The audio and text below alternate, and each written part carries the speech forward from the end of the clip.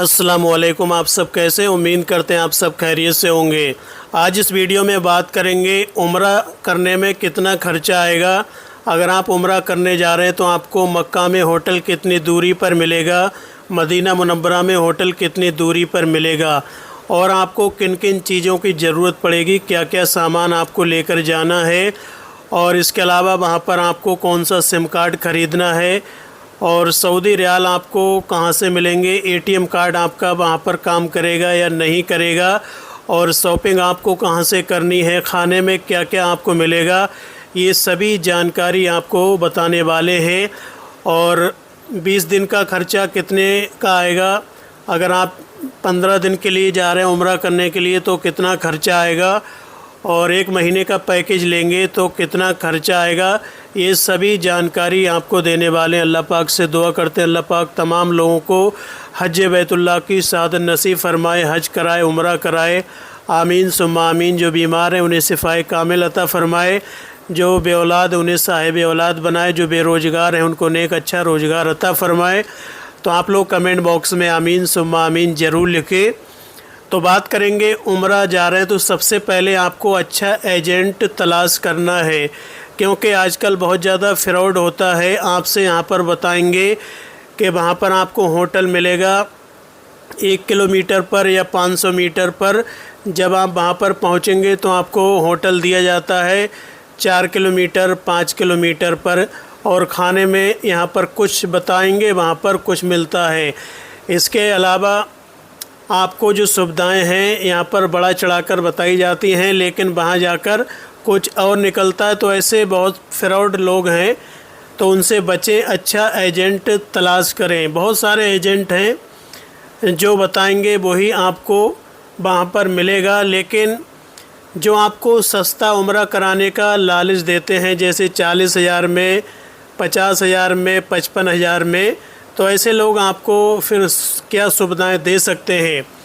देखिए, आपको सबसे अच्छा एजेंट तलाश करना है जो आपके एरिया का हो, यानी आपके शहर का हो। कम से कम ऐसा ना हो कि आपने किसी की वीडियो देखकर और उसको पैसा दे दिया और फिर उसने आपको भेज दिया, आप उसको पहले से नहीं जानते हैं। कम से कम आपके शहर का होना चाहिए, आपने उसका ऑफिस देखा हो, और क्योंकि आप वहाँ पर पहुँच गए और आपको वहाँ पर कुछ परेशानी हो रही है तो आपके घर वाले कम से कम उसके पास पहुंचकर बता तो सकते हैं। तो अच्छा एजेंट तलाश करेंगे। अब बात रही कि आपको पैकेज कौन सा लेना है, 15 दिन का लेंगे, 20 दिन का लेंगे, या फिर 1 महीने का पैकेज लेंगे। देखिए, आम दिनों में जब आप जाएंगे तो सस्ते पैकेज होते हैं, और रमज़ानुल मुबारक में ये पैकेज बढ़ जाते हैं, क्योंकि अक्सर लोग जाना चाहते हैं रमज़ान में। नबी करीम सल्लल्लाहु अलैहि वसल्लम ने फरमाया कि जिसने रमज़ान में उम्रा किया गोया उसने मेरे साथ हज किया। तो काफ़ी फजीलत है रमज़ान में उम्रा करने की, और मस्जिद नबवी में रोज़ा इफ्तार करने की, वहाँ की कुछ बात ही अलग रहती है। तो आपको अब बिना रमज़ान में उम्रा करना है या रमज़ान में करना है, वो आपके ऊपर डिपेंड करता है। बात करेंगे आम दिनों में, अगर आप उम्रा पर जा रहे हैं, 15 दिन का आप पैकेज ले रहे हैं और आप चाहते हैं कि हमको कम से कम दूरी पर रखा जाए, यानी जो खाने काबा से आपका होटल करीब हो, और मदीना मुनव्वरा गुंबद खजरा मस्जिद नबवी से भी आपका होटल करीब हो, तो आपको आम दिनों में 15 दिन का पैकेज लगभग 80 से 85,000 रुपये का पड़ेगा, जिसमें 15 दिन आपको मिलेगा, 7 दिन मक्का में और 7 दिन मदीना में। तो ये अच्छा पैकेज। आप चाहते हैं कि थोड़ा दूर हम चल के आ सकते हैं, तो लगभग आपको होटल मिलेगा हरम शरीफ से 1.5 से 2 किलोमीटर पर, और ये 85,000 की जगह आपको 75,000 का ये पैकेज मिल जाएगा। और ये आप बस से आएंगे, फिर आपके होटल से बस चलती हैं तो बस के ज़रिए आप आएंगे, या फिर आपको टैक्सी करके आना पड़ेगा। बस आपको जो एजेंट लोग हैं वो ये बोलेंगे कि बस चल रही है। फ़िलहाल बस के ऊपर आपको इतना डिपेंड नहीं रहना है, आपको टैक्सी भी करके आनी पड़ सकती है। और मदीना मुनव्वरा में आपको ये होटल लगभग 1 से 1.5 किलोमीटर की दूरी पर मिलेगा, जो 75,000 का है। 85,000 वाला लगभग मक्का में आपको होटल मिलेगा 500 से 800 मीटर की दूरी पर, और मदीना में लगभग 300 से 500 मीटर की दूरी पर आपको होटल मिल जाएगा। और आप 20 दिन का पैकेज लेना चाहते हैं तो 90,000 का पड़ जाएगा जो करीब वाला है, और दूर वाला लगभग 85,000 रुपये का पड़ेगा। तो 10 दिन आपके 10,000 रुपये इधर बढ़ जाते हैं। अगर आप चाहते हैं हम 1 महीने के लिए जाना चाहते हैं तो 1 महीने का पैकेज लगभग आपका 1 लाख रुपए का पड़ेगा जो करीब में आपको होटल मिलेगा। और आप चाहते हैं कि हम दूर होटल लें तो ये आपको लगभग 85 से 90,000 रुपये तक का पड़ जाएगा जो आपको दूर होटल मिलेगा और 1 महीने का होगा। अब इसमें और क्या क्या सर्विस आपको मिलती हैं। आपको टिकट मिलेगा, आने जाने का फ़्लाइट का टिकट हो गया। जब आप जद्दा पहुंचेंगे तो बस के ज़रिए आपको मक्का लेकर जाया जाएगा, और इसके बाद में बस आपको मक्का से मदीना मुनव्वरा लेकर जाएगी। फिर वापसी में मदीना मुनव्वरा से आपको फिर से एयरपोर्ट पर छोड़ा जाएगा। तो ये ट्रांसपोर्ट का इसी में जुड़ेगा। इसके अलावा आपको ज़ियारतें कराई जाएंगी बस के ज़रिए। मक्का और मदीना दोनों जगह ये ज़ियारतें कराई जाती हैं, ये भी इसी में रहता है। इसके अलावा आपसे जो एजेंट लोग हैं ये बोलेंगे कि आपको फ्री सिम कार्ड मिलेगा। देखिए, फ्री सिम कार्ड इनकी तरफ से कुछ नहीं होता है। जैसे आप वहाँ पर पहुँचेंगे तो फ्री सिम आपको बोला जाएगा, और फ्री सिम आपको नहीं लेना है, क्योंकि सिम तो फ्री होता है लेकिन रिचार्ज तो कराना पड़ता है। अपने इंडिया में भी बात करें तो सिम की कोई पैसा नहीं होता है, पैसा तो रिचार्ज का होता है। आप जितने का रिचार्ज कराएंगे उतने का फिर आपको सिम मिल जाता है। तो इस तरह से आपको सिम कार्ड अलग ख़रीदना पड़ेगा। कौन सा सिम कार्ड लेना है वो मैं आपको बताऊंगा, जो अच्छा आपको सस्ता भी पड़े और अच्छा नेटवर्क भी आपको मिले। दूसरा, आपको खाना मिलेगा। खाना आपको सुबह नाश्ता मिलेगा, दोपहर का खाना मिलेगा और शाम का भी खाना मिलेगा। और इसके अलावा आपको जमजम मिलेगा। जब आप वापसी में आएंगे 5 लीटर की जमजम की बोतल आपको मिलेगी। तो ये तो आपका इसमें रहता है आपके पैकेज में। बाकी जो शॉपिंग वगैरह है वो आपको अपने तरफ से ही करनी पड़ेगी। तो सबसे पहले आपको अच्छा एजेंट तलाश करना है। आपको पहले उनसे पूछ लेना है, जैसे आप टिकट लेने के लिए जाएं, कि हमको रूम कितनी दूर मिलेगा। क्योंकि जब पहली बार लोग उम्रा करने जाते हैं तो उनको इतना एक्सपीरियंस या फिर ज़ीरो एक्सपीरियंस होता है, पता भी नहीं होता है कि, और इस बात पर वो चर्चा भी नहीं करते कि हमको रूम कितनी दूरी पर मिलेगा। वो तो ये सोचते हैं कि कम से कम हमको बताइए सस्ता। तो सस्ते के चक्कर में फिर वहाँ पर काफ़ी परेशानी होती है। 4-5 किलोमीटर दूर आपको मिलेगा होटल, तो आप एक ही बार वहाँ पर पहुँच पाएंगे। कुछ लोग बुज़ुर्ग होते हैं तो वो तो कई दिन अपने होटल में ही रहते हैं। तो इस तरह से उनसे पूछना है, रेट मालूम करना है कि कितनी दूरी पर हमको मिलेगा, और जितना आप बता रहे हैं उतना ही मिलना चाहिए। तो आपने पैकेज ले लिया, आपको डेट मिल जाएगी जितनी दिन आप पहले बुकिंग करा लेंगे। इसके बाद में आपको तैयारी करनी है। सबसे ज़रूरी आपको तौर तरीके सीखने हैं, क्योंकि जब आप उम्रा करने जा रहे हैं तो आपका जो तौर तरीका यानी उम्रा के अरकान हैं कम से कम सही से अदा होने चाहिए। तो अपने मस्जिद के इमाम साहब से जाकर मालूमात कर लें तो सबसे अच्छा रहेगा। अगर आप पढ़े लिखे हैं तो किताब ले सकते हैं, जहाँ से आप एजेंट से टिकट वगैरह लेंगे तो वो भी आपको उम्रा की एक किताब देंगे जिसमें सब लिखा रहता है। लेकिन पढ़ने से अच्छा है कि आप उन इमाम साहब से मालूमात कर लें तो ज़्यादा बेहतर रहेगा। इसके बाद में जो ज़रूरी काम है, अब आपको कुछ सामान ख़रीदना है उम्रा जाने के लिए। सबसे पहले आपको एहराम ख़रीदना है। एहराम 2 सफ़ेद चादरों का नाम है। जब आप खाने काबा का तवाफ़ करेंगे तो आपको एहराम पहनना पड़ेगा। कहाँ से पहनेंगे एहराम वो भी हम आपको बताएंगे। दूसरा, आपको एक जोड़ी चप्पल ख़रीदनी है, जो एक बद्दी की चप्पल रहती है ना, बद्दी वाली, जिसमें आपका पंजा खुला हुआ रहता है, वो चप्पल आपको ख़रीदनी है। एहराम की हालत में आप जूता या फिर बंद पंजे की चप्पल, सैंडल वगैरह नहीं पहन सकते, तो आपको इस बात का ध्यान रखना है। दूसरा ये है, आपको एक लगेज बैग ख़रीदना है, जिसमें जो ट्रॉली बैग होता है अच्छी क्वालिटी का आपको ले लेना है, एक लगेज बैग। और एक आपको हैंड बैग भी साथ में रखना है। और जहाँ से आप टिकट वगैरह लेंगे तो वो भी आपको एक छोटी सी जो कैरी बैग होती है जो कंधे पर टांगते रहते हैं ना, वो एक छोटी बैग देंगे और कुछ लोग बड़ी बैग भी दे देते हैं साथ में। फ़िलहाल छोटी बैग तो सभी एजेंट देते हैं। तो आपको अच्छी सी एक लगेज बैग ख़रीद लेना है, फिर 4 से 5 जोड़ी कपड़े ख़रीद लेने हैं और कुछ सामान है जो ज़रूरी वहाँ पर काम आता है। फ़िलहाल वहाँ पर हर चीज़ मिल जाएगी, लेकिन यहाँ से ले जाना बेहतर रहता है क्योंकि वहाँ पर इंडिया के मुकाबले बात करें तो काफ़ी महंगी चीज़ें आपको मिलेंगी। जो आप यहाँ पर निरमा की थैली 10 रुपए की है तो वहाँ पर आप ख़रीदेंगे वो 50 रुपए की मिलेगी, क्योंकि 5 रियाल की मिलेगी तो 50-55 रुपए की वो आपको पड़ेगी। तो इसलिए यहाँ से सामान लेकर चले जाएं। और एजेंट आपको ये भी बताएगा कि आपके कपड़े भी धुले हुए मिलेंगे, लेकिन कई बार ऐसा होता है कि कपड़े नहीं धुलते हैं, तो आपको कुछ सामान अपने साथ में लेकर जाना है। जैसे कपड़े धोने का बुरुश हो गया, साबुन हो गया, तो ये सामान आपको अपने साथ में रख लेना है और लेकर जाना है। और इसके अलावा कुछ खाने पीने की चीज़ें रख लें, जैसे बिस्किट, नमकीन वगैरह ये रख लें।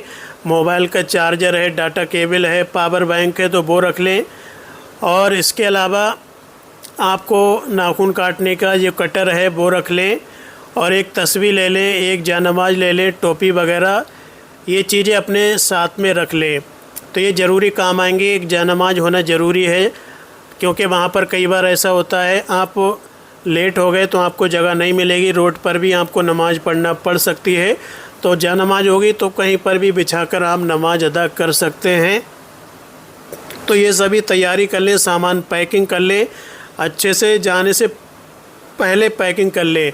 हो सके तो आपको अगर खाने पीने के लिए थोड़ा अचार वगैरह रखना चाहते हैं तो रख सकते हैं, हालांकि वहाँ पर मिलता है लेकिन कभी कभी नहीं मिलता है, क्योंकि हमारा एक्सपीरियंस है 4 बार अल्हम्दुलिल्लाह उम्रा पर गए हैं तो हमको भी हर बार ही अच्छा एजेंट नहीं मिला है।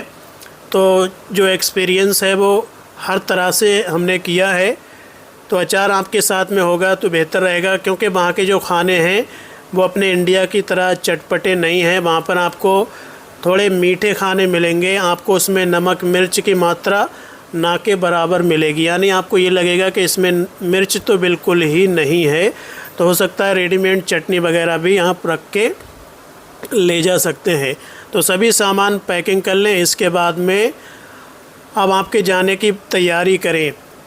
तो जिस दिन आप जा रहे हैं आपको क्या करना है, सबसे पहले गुस्ल करेंगे अच्छे से और जो बाल साफ़ कर लें, जहाँ पर नाफ के बाल हैं, नाखून वगैरह हैं, ये सब आपको काट लेने हैं।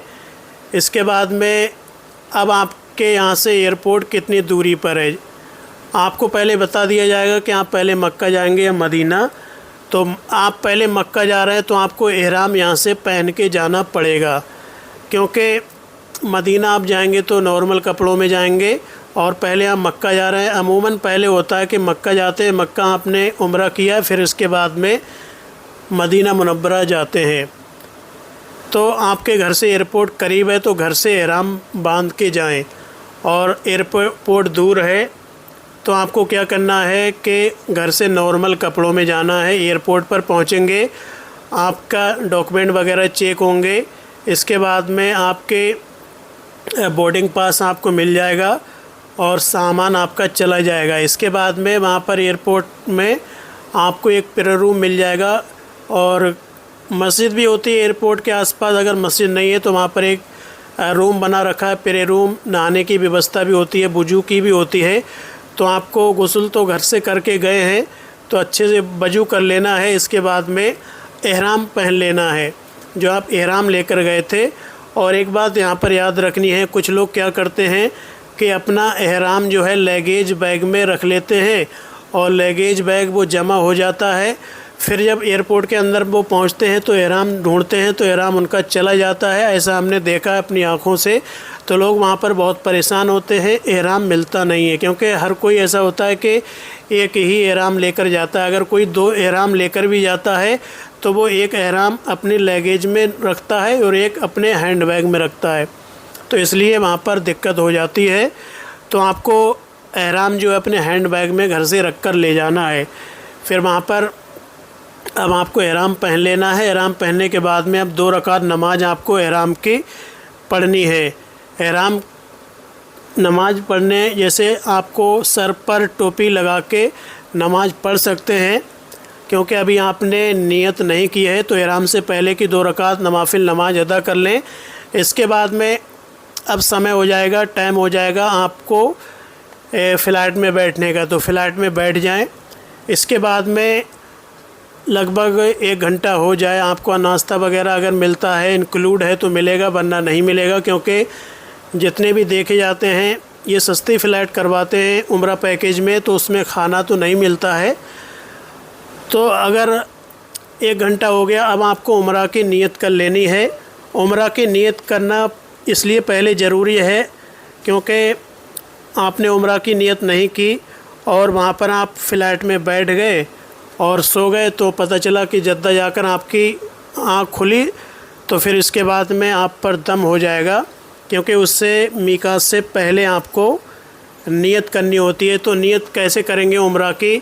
आप अपनी ज़बान में कर सकते हैं, अरबी में याद है तो बेहतर है, वरना जो भी आपकी ज़बान है, हिंदी है, बंगाली है, पंजाबी है, गुजराती है, अपनी ज़बान में कर सकते हैं। इस तरह से करें, या अल्लाह उम्रा का इरादा करता हूँ, तो इसको मेरे लिए आसान फरमा और कबूल फरमा। तो इस तरह से आपकी नियत हो गई। अब जैसे आपने नियत कर ली, इसके बाद में आप पर एहराम की पाबंदियाँ शुरू हो जाएंगी। पाबंदियाँ कुछ इस तरह से हैं, अपने दोनों कंधे आपको ढके रहना है, चेहरे पर और सर पर आपको बिल्कुल कपड़ा ना लगाएं। औरत सिर्फ चेहरा खुला रखे। औरत के लिए एहराम नहीं होता है, एहराम मर्दों के लिए होता है। नियत जो है वो औरत करेंगी तो उन पर भी एहराम की पाबंदियां कुछ हो जाएंगी, क्योंकि चेहरा औरत को भी नहीं ढकना है। और इसके बाद में औरत चेहरे पर कपड़ा ना लगाए। नियत के बाद लब्बैक पढ़ेंगे। आपने जैसी नियत कर ली, इसके बाद में आपको लब्बैक पढ़ना है।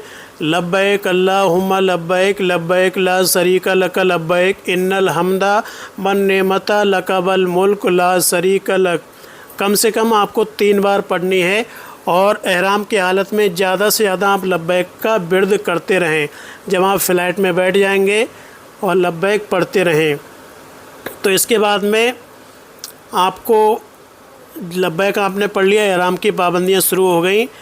अब आपको सर पर कपड़ा नहीं लगाना है, मुंह पर कपड़ा नहीं लगाना है, और बाल वगैरह नहीं काटना है, नाखून वगैरह नहीं काटना है, और खुशबू बिल्कुल नहीं लगाना है। यानी एहराम की नियत करने के बाद में खुशबू से बिल्कुल दूर रहना है। कुछ लोग क्या करते हैं, अपने जो छोटा बैग होता है उसमें इत्र की शीशी रख लेते हैं और कुछ सामान वगैरह निकालते हैं, तो आपके हाथों पर इत्र लग जाता है, खुशबू लग जाती है, तो आप पर दम हो जाता है। दम का मतलब यह है कि आपको एक जानवर कुर्बान करना पड़ेगा, तो उससे बचें। बाल वगैरह ना टूटे। मर्द औरत सोबत नहीं कर सकते। तो इस तरह से किसी जानवर का शिकार नहीं कर सकते, खुश्की के जानवर का जू नहीं मार सकते। तो एहराम की ये पाबंदियाँ हो जाएंगी शुरू। और आपको अब जद्दा पहुंचा दिया जाएगा। आपकी फ़्लाइट जद्दा में उतर गई। इसके बाद में आपको क्या करना है, आपके डॉक्यूमेंट वगैरह, वीज़ा वगैरह चेक होगा, आपके पासपोर्ट पर स्टैम्प लगेगा और आपको बाहर चले जाएंगे। अब आपका जो ग्रुप है, जैसे किसी को देर लग जाती है, कोई पहले पहुंच जाता है, तो आप घबराएं नहीं, क्योंकि जैसे ही आप पहुंचेंगे तो जब तक ग्रुप के 20 लोग हैं, 25 लोग हैं, जब तक सब नहीं आएंगे तब तक आप वहाँ से बस नहीं जाती है। तो एयरपोर्ट के बाहर आपको बस मिल जाएगी और आपको जो बैग दिया जाता है उस पर जो ट्रैवल एजेंसी है उसका नाम लिखा हुआ रहता है। तो उनको पहले ही बता दिया जाता है कि हमारे ग्रुप के इतने लोग आ रहे हैं, और आप बाद में पहुँचे, लेट पहुँचे, तो वहाँ पर बस का ड्राइवर है वो लोगों को ढूंढता फिरता है इधर उधर कि हमारे इस ग्रुप के लोग पूरे नहीं हैं, तो आपको ढूंढ लेगा। जैसे आप बाहर पहुँचेंगे वो मिल जाएगा कहीं ना कहीं। फिर अब आप बस में पहुँच जाएंगे, अपना जो सामान वगैरह है ट्रॉली पर रखकर बस में लेकर आएंगे और फिर अब मक्का की तरफ रवाना हो जाएंगे। मक्का में आप पहुँचेंगे, रास्ते में नमाज का वक्त है तो नमाज के लिए बस रुकेगी, और आपको खाना वगैरह खाना है तो बस रुकेगी होटल पे, क्योंकि घर से चले हुए काफ़ी टाइम हो जाता है। तो कभी कभी अगर ज़्यादा टाइम हो गया तो रुक भी जाती है बस, वरना वो बस मक्का में ही जाकर रुकते हैं। तो फिर आपके होटल में पहुंच जाएंगे। अब होटल में आपको, जो आपका होटल है, आपको एक कूपन दिया जाता है। कूपन पर होटल का नाम रहता है। ये वो लोग करते हैं जो फ्रॉड नहीं करते हैं, वो लोग कूपन वगैरह देते हैं, और जिन लोगों को फ्रॉड करना होता है वो कूपन नहीं देते हैं। यानी आपको होटल करीब वाला बताएंगे, और वो बस वाले को असली बात बताएंगे कि इनको कहाँ पर छोड़ना है। उनका एक आदमी वहाँ पर मिल जाता है, और जो लोग सही काम करते हैं वो कूपन देते हैं। तो आप भी देख सकते हैं कि ये आपका होटल है और किस होटल में आपको इन्होंने उतारा है। तो उसी होटल में आपको पहुंचा देंगे। इसके बाद में अब आप थक चुके होंगे, होटल नीचे रिसेप्शन में आप पहुंचेंगे, बैठेंगे, अब कमरा आपको मिलेगा। यहाँ पर आपको एक बात ध्यान रखना है, जैसे रूम में 4 लोग 5 लोग रहते हैं तो वहाँ पर बातचीत आपकी बस में भी होती है, एयरपोर्ट पर भी लोगों से हो जाती है। अगर आप अकेले हैं तो जो आपको सही लगे कि इनसे हमारी सही बन रही है तो उनको रूम पार्टनर बना लें, उनसे बोलें कि हम लोग हो जाते हैं एक रूम में। तो इसके बाद में आप एक रूम में एक चाबी लें और 4 लोग 5 लोग मिलकर रह लें, वरना आपको वो लोग किसी रूम में एडजस्ट कर देंगे। फिर अपना सामान रूम में रख लें, और क्योंकि बहुत ज़्यादा थकावट हो जाती है, क्योंकि घर से निकले हुए लगभग 24 घंटे बाद पहुंचते हैं रूम में, तो भूख भी लगती है। वहाँ पर आपको खाना खिलाया जाएगा होटल में। खाना खाने के बाद में अगर आपको नहाने की हाजत है, पहले भी नहा सकते हैं और खाना खाने के बाद भी नहा सकते हैं। लेकिन यहाँ पर एक बात याद रखना है, अगर नहाने की हाजत नहीं है तो ना नहाएं, क्योंकि आप नहाएंगे तो बाल टूटने का डर रहता है, तो इसलिए ना नहाएं। और वहाँ पर खाना खाने के बाद में 1 आध घंटा आराम कर लें, क्योंकि अब आपको उम्रा करना है तो आराम करेंगे, क्योंकि उम्रा पर मेहनत लगती है। और यहाँ पर एक बात याद रखना है, जैसे आप एयरपोर्ट पर आएंगे और एयरपोर्ट से बाहर जब बस में बैठेंगे तो काफ़ी लोग फ्री सिम आपसे बोलेंगे। वो आपका वीज़ा लेंगे, उनके पास एक डिवाइस रहती है मोबाइल से कनेक्ट, उस पर अंगूठा लगवाएंगे फिंगर, और आपको सिम दे देंगे। उसमें रिचार्ज वगैरह कुछ नहीं रहता है, उनसे सिम ना ख़रीदें। वो कई बार ऐसा होता है कि एक वीज़ा पर 2 सिम एक्टिवेट कर देते हैं, हमारे साथ ऐसा हुआ था। तो वहाँ से सिम ना ख़रीदें, सिम कार्ड आपको ख़रीदना है। अब आप मक्का में पहुँच गए, होटल में आपने खाना वगैरह खा लिया, थोड़ा आराम कर लिया। अब अगर आपको सिम ख़रीदना है या फिर घर वालों से बात करना है तो होटल में वाईफाई रहती है, अपने मोबाइल को कनेक्ट कर लें और घर पर मैसेज कर दें। व्हाट्सएप पर अगर आप मैसेज करेंगे तो वॉइस मैसेज तो हो जाएगा, कॉल नहीं होगी। कॉल के लिए आपको एक VPN ऐप है, वो डाउनलोड करके करना है। फ़िलहाल घर वालों से आपको जानकारी देनी, इन्फॉर्म करना है कि हम सही सलामत मक्का पहुंच गए, तो उनको वॉइस मैसेज कर दें, बोलकर लिखकर बता दें कि हम होटल पहुंच गए। अब बात आती है उम्रा करने की। अब आपको खाने काबा जाना है। जिन लोगों के करीब होटल है वो पैदल जाएंगे, जिन लोगों के 2-2.5 किलोमीटर, 3 किलोमीटर, 4-5 किलोमीटर पर होटल हैं तो बस आपको होटल की तरफ से भी मिलती है और सरकारी बसें भी वहाँ पर चलती हैं। तो जहाँ पर स्टाफ है आपके होटल के आसपास, वहाँ पर लोग खड़े हुए मिल जाएंगे और वो हरम शरीफ की तरफ बसें आपको जाती हुई दिख जाएंगी, तो उन पर आप बैठ जाएं। ये वहाँ पर आपको एक काम और करना है, जिस होटल में आप पहुँचे हैं होटल का कार्ड ज़रूर अपने साथ में रख लें, और जितने लोग हैं सभी को एक एक कार्ड दे दें, क्योंकि वापसी में अगर आपको होटल नहीं मिलेगा तो आपको परेशानी हो जाएगी अपने होटल में पहुंचने पर। तो अब आपको ग्रुप की शक्ल में सभी लोग के साथ में भी जा सकते हैं, कुछ लोग पहले चले जाते हैं, कुछ लोग बाद में जाते हैं, और कभी कभी ऐसा होता है कि होटल की तरफ से एक बंदा जाएगा, वो आपको हरम शरीफ तक छोड़कर आता है, और किसी किसी में नहीं भी होता है कि आपको खुद से जाना पड़ता है, क्योंकि वहाँ पर तो लाखों लोग हैं, कोई आ रहा है जा रहा है, तो हरम शरीफ रास्ता आपको आसानी से मिल जाता है कहीं पर भी आप हो। तो वहाँ पर पहुँच गए, हरम शरीफ में आप पहुँचेंगे और पहुँचने के बाद वहाँ पर जो मीनार हैं नज़र आ जाएंगे। इसके बाद में आप अंदर जाएंगे और अंदर पहुंचेंगे। अब आपको यहाँ पर खाना काबा पर जब पहली नज़र पड़ेगी तो आपको दुआ मांगनी है। पहले आपको नज़र झुकाए रहना है, क्योंकि खाना काबा पर जो पहली जिसकी नज़र पड़ती है, जो दुआएं मांगेंगे तो अल्लाह ताला उन दुआओं को कबूल फरमाता है और हर किसी की आंखों में आंसू जारी हो जाते हैं, क्योंकि खाना काबा को जब पहली बार देखेंगे। अभी तक हमने वीडियो में, फ़ोटो में खाना काबा को देखा, एक कारी चौकोर इमारत है जिस पर काला गिलाफ है, लेकिन जब उसको रियल में देखेंगे तो वो बहुत बड़ा है। उसकी लंबाई बहुत ज़्यादा है, चौड़ाई भी बहुत ज़्यादा है। बनिस्बत वीडियो में जो देखता है वहाँ पर रियल में वो बहुत बड़ा है।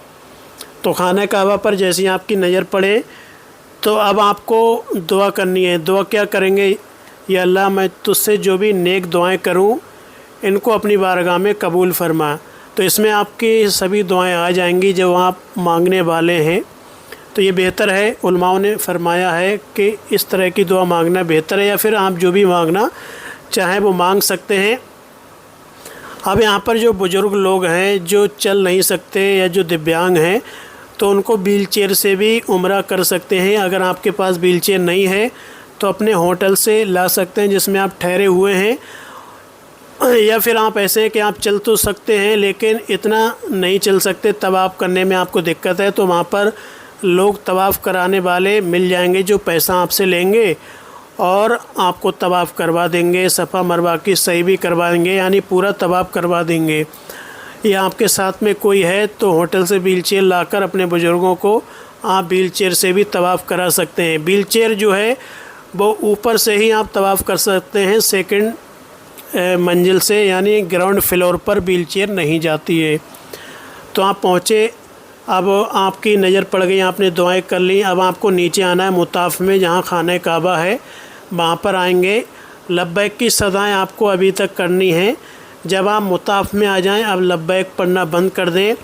अब आपको आना है जो हजर अस्वद है उसके सामने। अब आपको यहाँ से तवाफ़ स्टार्ट करना है और आपको हजर अस्वद नहीं दिख रहा है, भीड़ ज़्यादा है, भीड़ तो रहती है। तो वहाँ पर आप देखेंगे एक वो हरी बत्ती लाइट लगी हुई है, यानी वो पहचान बताई गई है कि यहाँ पर हजर अस्वद के सामने ये जगह है। तो वहाँ पर आप पहुँचेंगे और आपको नियत करनी है। नियत आप तवाफ़ की करनी है। अभी तक आपने उम्रा की नियत की थी, अब आपको तवाफ़ की नियत करनी है। तो वो कैसे आप करेंगे तवाफ़ की नियत?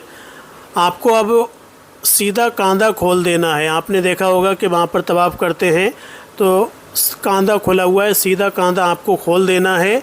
और अब आपको इस तरह से नियत करनी है, ऐ अल्लाह, मैं तेरे घर का तवाफ़ करने का इरादा कर रहा हूँ, इसको मेरे लिए आसान फरमा और इसको मुझसे कबूल फरमा। नियत करके ज़रा बाएं तरफ को खिसके ताकि हजर अस्वद के बिल्कुल सामने जाएं। जिस तरह से नमाज के लिए हाथ उठाते हैं नियत करते वक्त, उस तरह से कानों तक हाथ उठाकर ये दुआ पढ़ें, बिस्मिल्लाह अल्लाहु अकबर वलिल्लाहिल हम्द कहकर हाथ छोड़ दें और अपनी हथेलियाँ काबतुल्लाह के सामने करके चूम लें। इसको इस्लाम कहते हैं। इस्लाम करने के बाद तवाफ़ करना शुरू कर दें। तवाफ़ के दौरान दुरूद शरीफ या सोम कलमा या तवाफ़ की दुआएं पढ़ते जाएं। जब रुकन यमानी पर पहुँचे तो रुकन यमानी और हजर अस्वद के दरमियान अब यहाँ पर 70,000 फरिश्ते हैं जो कि लोगों की दुआओं पर आमीन कहते हैं। तो आपको पढ़ना है, रब्बना आतना फिद दुनिया हसनतों व फिल आखिरात हसनतों वक़िना अजाबन नार व अदखिलन जन्नता माअल अबरार, या अजीजो या गफ़ार या रब्बल आलमीन पढ़ें और हजर अस्वद पर पहुँचे। इस तरह एक चक्कर पूरा हो जाएगा। अब फिर से हजर अस्वद पर आपको इस्लाम करना है, दूसरा चक्कर, और बाकी के तमाम चक्कर इस्लाम करेंगे तो वही आपको बिस्मिल्लाहि अल्लाहु अकबर वलिल्लाहिल हम्द आपको कहना है। इस तरह से आपको 7 चक्कर लगाने हैं और आखिर में आपको हजर अस्वद का इस्लाम करके तवाफ़ मुकम्मल कर दें। यानी इस्लाम आपको 8 बार करना है और आपका ये तवाफ़ हो गया। तवाफ़ शुरू करने से पहले मर्द हजरात अपना जो कांधा है वो खोल लें और इसमें इस तरह से आपका ये तवाफ़ पूरा हो गया। अब आपको मकाम इब्राहीम पर जाकर 2 रकात नवाफिल नमाज अदा करनी है, और ये आपको कहीं पर भी पढ़ सकते हैं। मकाम इब्राहीम के आसपास आपको जगह नहीं मिल रही है तो हरम शरीफ में कहीं पर भी पढ़ सकते हैं। ये बात आपको ध्यान रखनी है कि मकरू वक्त ना हो। तो इसमें आपको पढ़ना है बत्तखेजु मिम मकाम इब्राहीम मुसल्ला। नमाज पढ़ने के बाद अल्लाह ताला से जो चाहें दुआ करें। पहली रकत में सूरह काफिरून और दूसरी रकत में सूरह इखलास पढ़ना, ये सुन्नत है। 2 रकात नमाज और दुआ के बाद आबे जमजम खड़े होकर 3 सांस में पिएं। शुरू में बिस्मिल्लाह पढ़ें और जमजम पीने के बाद दुआएं मांगें। तो इस तरह से अब आपका तवाफ़ हो चुका है। अब आपको करना है कि सफ़ा मरवा की सही करनी है, और यहाँ पर अब आपको पहुँचना है सफ़ा मरवा पर। जब सफ़ा मरवा पर पहुँचेंगे तो आपको यहाँ पर अगर आप पढ़ना जानते हैं तो पढ़ सकते हैं, वरना आपको जो भी याद है दुरूद शरीफ याद है वो पढ़ते रहें। और यहाँ पर पहुँचने के बाद में आपको पढ़ लेना है इन्न सफ़ा वल मरवत मिन शहरिल्लाह अब्दहु बिमा बदाउल्लाहु बेही। बेशक सफ़ा व मरवा अल्लाह की निशानियों में से है, मैं उसी से शुरू करता हूँ जिसका जिक्र अल्लाह ने फरमाया है। सफ़ा पर इतना चढ़ें कि काबातुल्लाह नज़र आने लगे, उसके बाद काबा शरीफ की तरफ रुख करके और इस तरह हाथ उठाएं जैसे दुआ के लिए हाथ उठाते हैं। फिर 3 मरतबा अल्लाहु अकबर कहें और अल्लाह की तौहीद बयान करें। तो यहाँ पर अब आपको स्टार्ट कर देना है। सफ़ा से मरवा पर आप पहुँचेंगे तो 1 चक्कर होगा, और जब मरवा से सफ़ा पर आएंगे तो फिर से आपका दूसरा चक्कर हो जाएगा। यानी जैसे आपने खाने काबा का तवाफ़ किया, हजर अस्वद से लेकर हजर अस्वद तक 1 चक्कर हुआ करता था, लेकिन अब आपका सफ़ा से मरवा पर पहुँचेंगे और तो 1 होगा, मरवा से सफ़ा पे पहुँचेंगे तो दूसरा होगा। इस तरह से यहाँ पर 7 चक्कर लगाने हैं, और यहाँ पर भी आपको दुआ करनी है। यहाँ पर जो आप चाहें दुआ पढ़ते रहें और दुरूद शरीफ का विर्द करते रहें। आपके 7 चक्कर पूरे हो गए। अब यहाँ पर भी आप बाद में 2 रकात नमाज अदा करना चाहें तो 2 रकात नमाज अदा करें शुक्राने के। और अब आपको क्या करना है, यहाँ पर आपको सर के बाल कटवाने हैं। हल्क या कसर यानी आड़ी घुटवा सकते हैं या फिर छोटे छोटे बाल करवा सकते हैं। औरत 1 पोरा बाल कैंची से काट सकते हैं, खुद से कैंची ले जाकर, यानी पूरी चूंटी के बाल जमा करके 1 पोरा काट लें। और मर्द हजरात बेहतर है कि पूरी आड़ी को गंजी करवा लें, टिंड करवा लें तो बेहतर है। तो जैसे अब आपने उम्रा मुकम्मल कर लिया, हरम शरीफ से बाहर आएंगे, 3 नंबर वाशरूम की तरफ आप जाएंगे, बिल्कुल सामने है। तो वहाँ पर आप देखेंगे काफ़ी लोग आपको मिल जाएंगे और आपसे पूछेंगे कि आपको बाल कटवाना है, हल्क करवाना है, आड़ी घुटवाना है। तो वो आपसे बोलेंगे 10 रियाल 15 रियाल। तो उनसे देखिए, रमज़ान में जाएंगे तो आपसे 15 रियाल 10 रियाल से कम नहीं लेंगे। आम दिनों में 5 रियाल में भी आपकी आड़ी को घोट देंगे।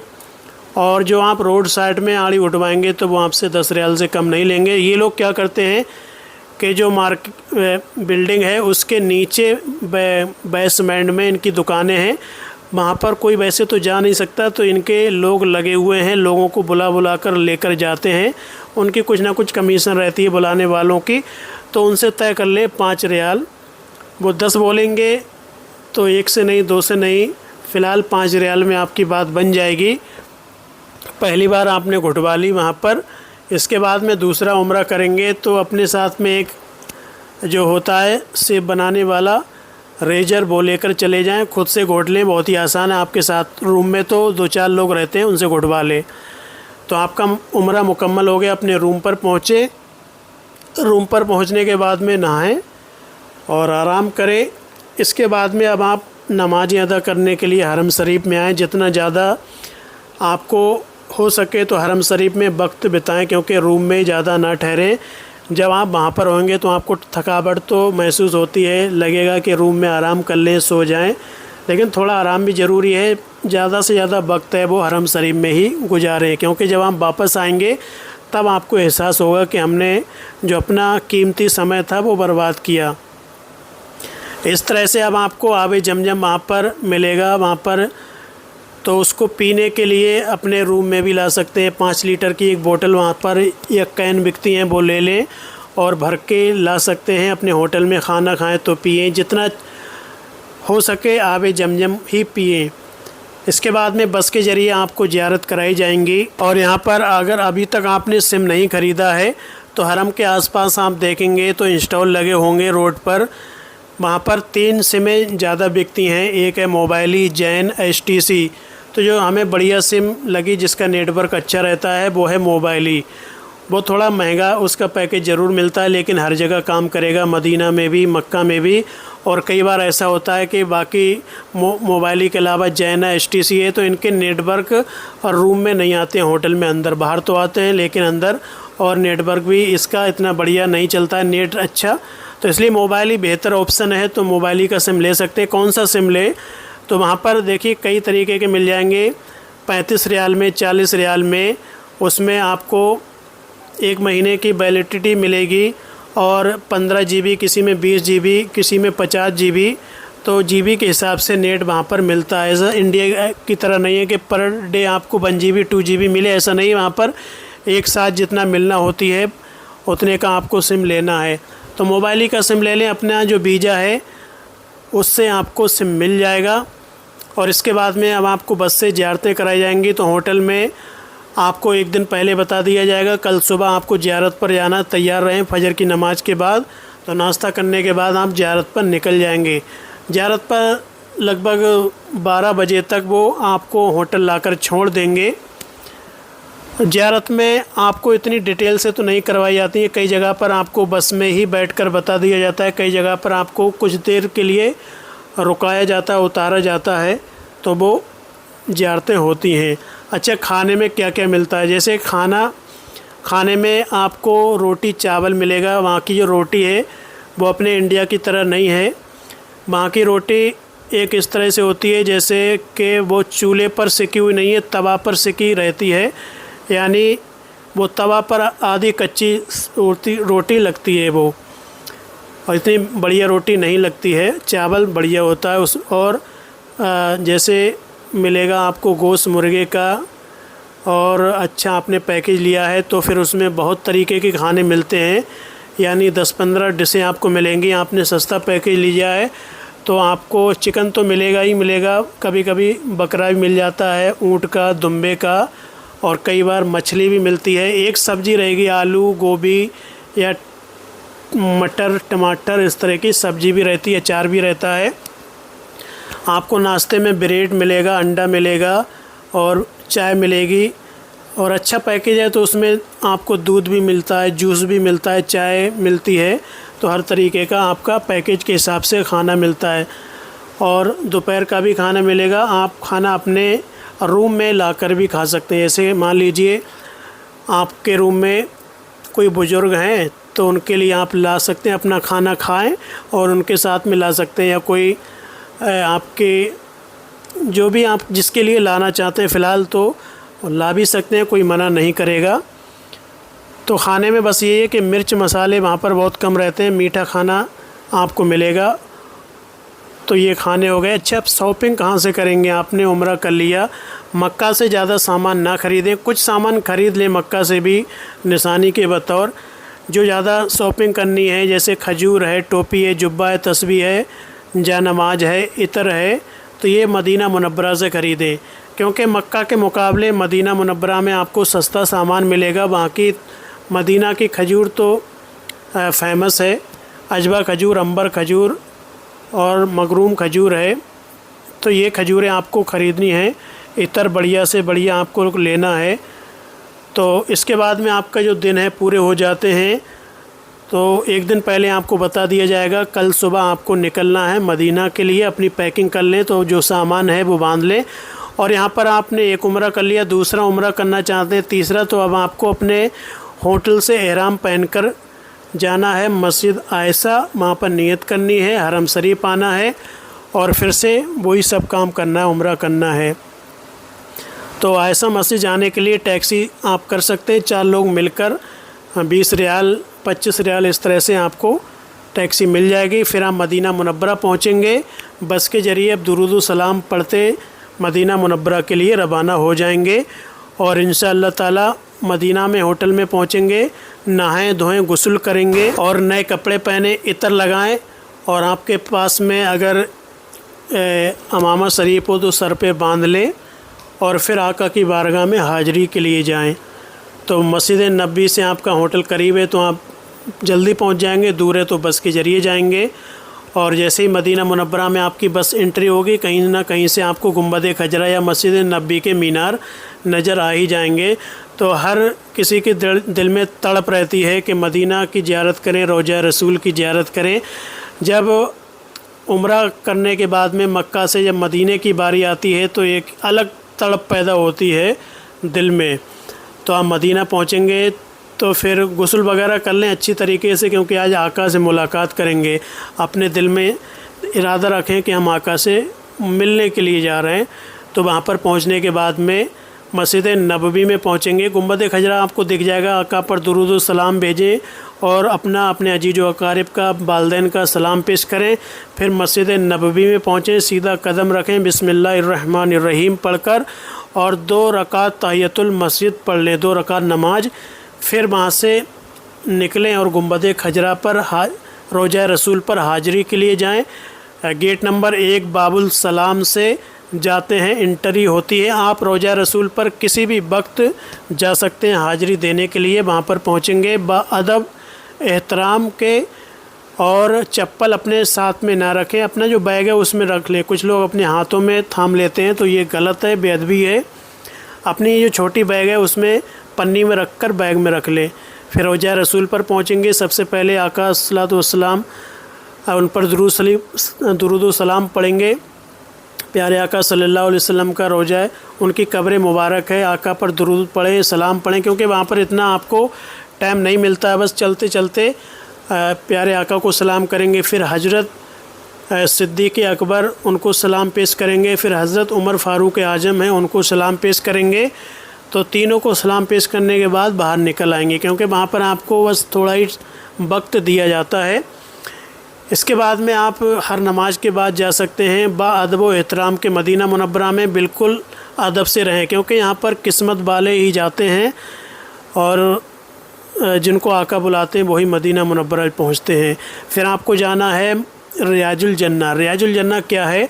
ये रियाजुल जन्ना वो है रोज़ा रसूल और हुजूर के मिंबर के बीच की जो जगह है, ये रियाजुल जन्ना यानी जन्नत का टुकड़ा है। नबी करीम सल्लल्लाहु अलैहि वसल्लम ने फरमाया, मेरे मिंबर और हुजरे के बीच की जो जगह है, यानी हुजरे और मिंबर के दरमियान की जो जगह है, ये जन्नत की क्यारियों में से एक क्यारी है।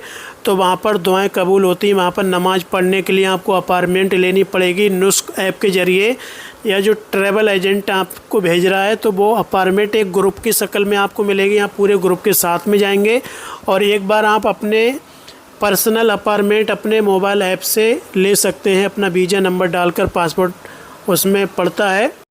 रियाजुल जन्ना में आपको इबादत करने के लिए 5 मिनट लगभग वक्त दिया जाता है।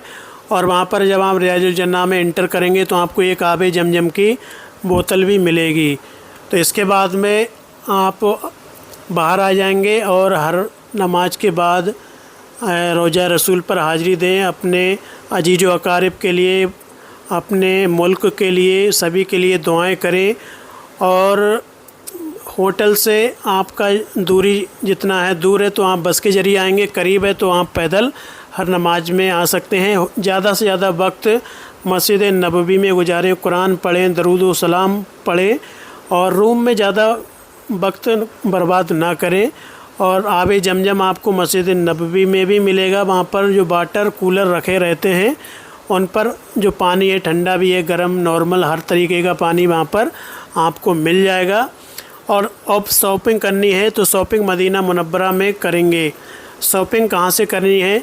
शॉपिंग आपको बंगाली मार्केट है उधर बिलाल मस्जिद के साइड में, वहाँ से आप खजूरें वगैरह, जुब्बा वगैरह, टोपी वगैरह ख़रीद सकते हैं।